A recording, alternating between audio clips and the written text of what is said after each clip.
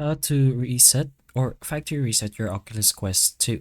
So it has a pretty similar method to the other Meta Quest devices, but in general, what you're gonna have to do is navigate to your volume button. So specifically the volume down button and the power button as well.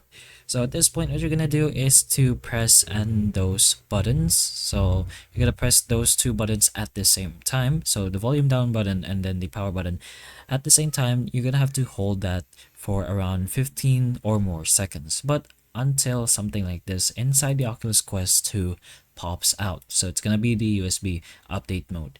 So you'll see the factory reset option over there. And to get there, you're gonna go ahead and press on the volume down button. That's how you can bring this blue light down.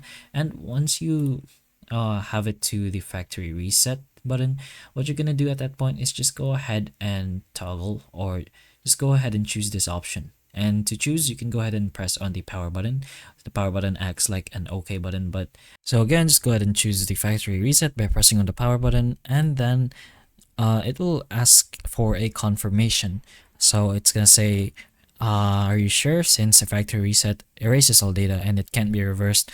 So just go ahead and press on yes over here if you are sure, since of course it can be reversed, but you can get the data later on if you can. So again, press the power button and then just wait for the process to finish. It's gonna do it for around a few minutes actually. Just wait for that, and once it's all done, you can go ahead and try powering your Oculus Quest 2 back on and see if it's now finished with the factory reset. But that's pretty much how you do this process. So hopefully the information of this video can help you, and if it can, please like and subscribe for more videos like this, and that's all.